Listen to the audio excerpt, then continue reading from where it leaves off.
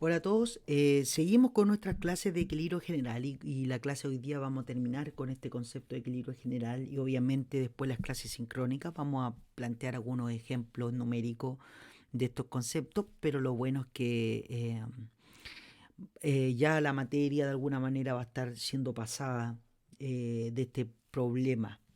¿Sí? Hoy día lo que quiero abarcar es continuar con los conceptos de la caja de Edward y definir algunos puntos dentro de la caja de Edward que son relevantes, definir el óptimo de Pareto dentro de la caja de Edward y obviamente un equilibrio walrasiano a que nos definimos como equilibrio walrasiano o equilibrio competitivo también que le llama la literatura. Todo esto dentro de la caja de Edward y obviamente después con los ejercicios numéricos va a quedar todo demasiado o muy claro de manera particular.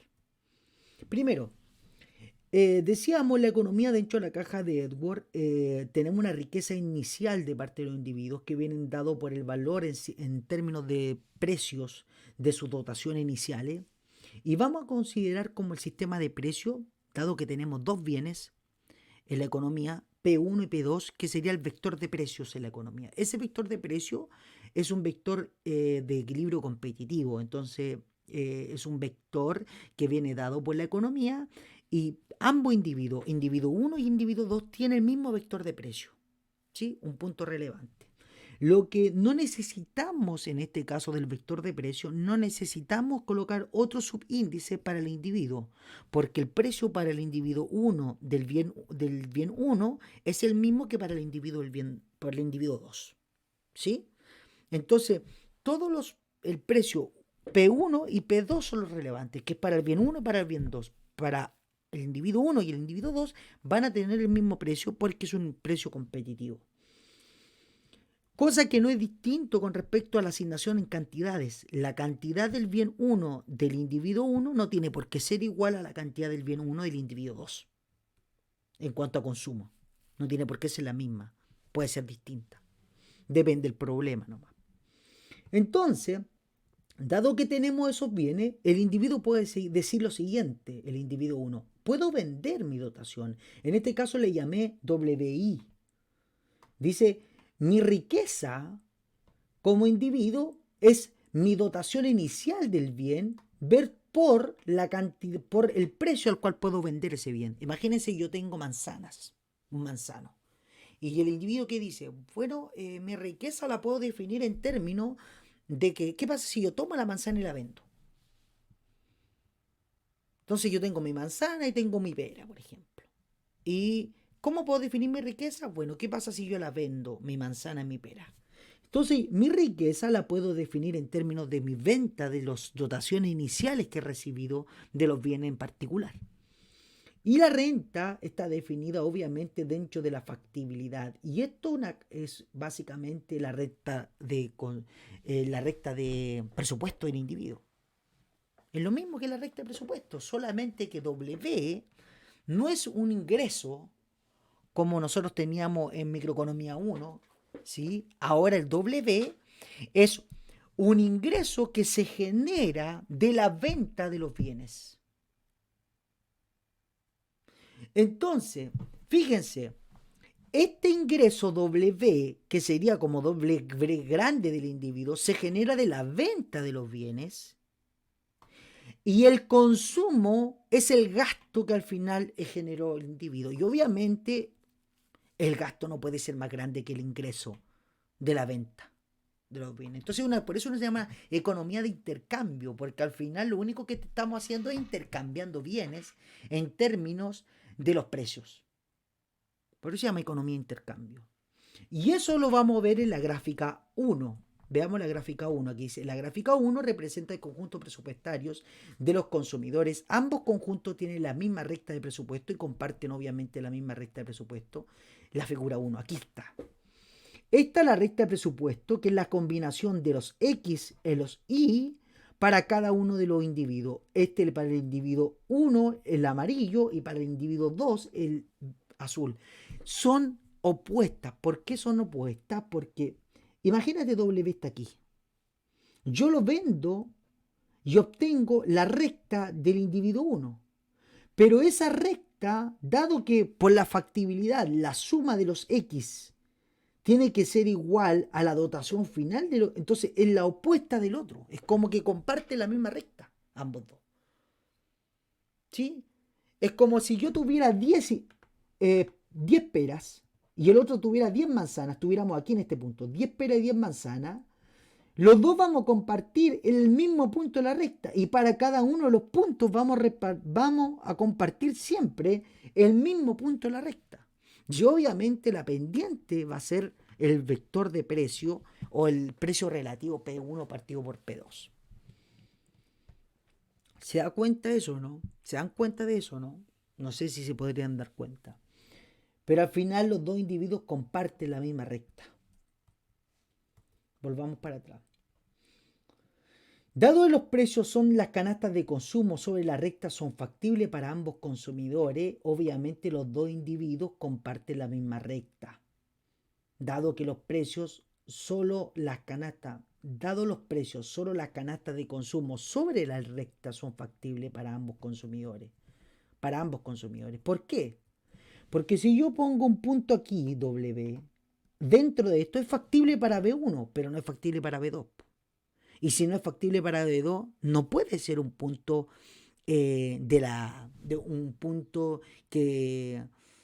un punto de dotación inicial. No puede ser.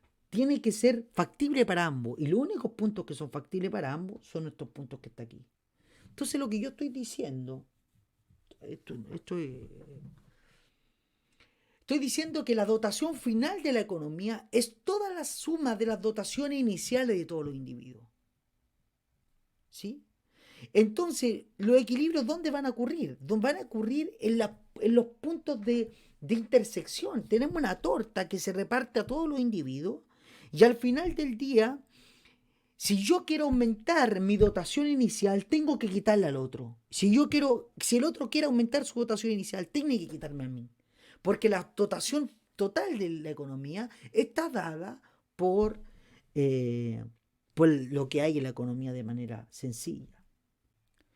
En la gráfica 2 muestra las preferencias de los consumidores dentro de la caja de Edwards, así que veamos la gráfica 2. Básicamente aquí estoy definiendo una función Cobb-Douglas, puede ser para una función lineal o para función Leontief. Ustedes debieran aprender a trabajar en esas tres mínimos funciones. Cuando obviamente lo que queremos definir es que a medida que nos alejamos del origen, crecen las preferencias de los individuos o crece la utilidad de los individuos y obviamente estos se contraponen entre sí. Un crecimiento para el individuo 1 es a partir de este punto de origen hacia el individuo 2 y un crecimiento para el individuo 2 sería a partir de su origen hacia el individuo 1. Entonces las preferencias van creciendo de manera opuesta dentro de la caja de Edwards. Obviamente con preferencia y con recta de presupuesto podemos definir obviamente el equilibrio desde el punto de vista individual y obviamente el equilibrio desde el punto de vista competitivo de manera general. El punto 5, la derivación gráfica de la decisión óptima del consumidor 1, dado los sistemas de precios P, es obviamente cuando son tangentes a la recta de a la curva de indiferencia, que es básicamente este punto que está acá. Teníamos esta asignación inicial y tenemos este equilibrio para el individuo 1. ¿Sí? Si ustedes se dan cuenta, algo pasó que al final al individuo no le conviene consumir este punto W, sino más bien quiere consumir óptimamente este punto que está acá. Sabemos que este punto no es óptimo porque paralelamente va a pasar la curva de indiferencia por acá. Y obviamente este punto ya no va a ser óptimo porque él puede alcanzar un punto mejor, que es este punto que está acá, desde el punto de vista de la preferencia del individuo 1.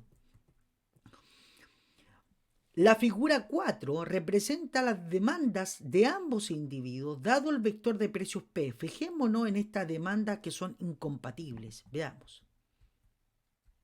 Acá está. Fíjense, este es el óptimo para el individuo 2, por eso está hacia abajo, y el óptimo para el individuo 1 es este hacia arriba. Estas dos demandas son incompatibles desde el punto de vista de la caja de Edwards. ¿Por qué? Porque veámoslo para el bien 2 en este caso particular. La demanda del bien 2 para el individuo 1 es toda esta que está aquí, hasta acá. Y la demanda del bien 2 para el individuo 2 es de este hasta acá. Si yo sumo esto de aquí hasta acá más eso de aquí hasta acá, es más que la dotación final del bien 2. No sé si se dan cuenta. De la dotación inicial del bien 2. Estoy diciendo que la demanda óptima entre este para el bien 2 y este para el individuo 2 para el individuo 1 son incompatibles porque sus sumas son mayores a su dotación inicial del bien 2. Entonces, obviamente, aquí hay un problema. ¿Cómo ajustamos esto desde el punto de vista del óptimo, de una asignación óptima desde el punto de vista paretiano? O mejor dicho, óptima, de como un equilibrio. Bueno, la única manera es haciendo rotar la curva, la recta de presupuesto. ¿A través de qué? De los vectores de precio. Si yo muevo los vectores de precio, voy a obtener una recta de presupuesto, por ejemplo, que puede ser de aquí hacia acá, y obviamente los individuos van a ir ajustándose hasta llegar a un punto en donde ambos tienen que ser tangentes simultáneamente, y imaginemos que podría ser este punto. Entonces, el equilibrio, y este es un punto relevante, el equilibrio competitivo, y aquí yo lo escribo acá, la figura 5 muestra la situación de equilibrio en la que la demanda neta de cada bien coincide con la oferta neta. En la situación de equilibrio, primero, las curvas de indiferencia entre los individuos son tangentes para esta función, que es una función Cobb-Douglas. Para esa función. ¿Sí? Dada que son Cobb-Douglas y las dos curvas de indiferencia entre los dos individuos son tangentes, ese punto es óptimo para ambos. Y además, ese punto tiene que ser tal que pase por la recta de presupuesto de ambos individuos, que es esta recta que está acá con igualdad. Y obviamente la pendiente, la tangencia entre ambas, la pendiente que está aquí es igual a los precios relativos. Entonces yo, si tengo una función Cobb-Douglas y tengo los precios relativos, yo puedo definir la tangencia entre ambas curvas de indiferencia, y eso tiene que ser igual a P1 partido por P2, que serían los precios relativos de cada uno, que sería como la RMS del individuo 1 es igual a la RMS del individuo 2 y es igual a P1 partido por P2.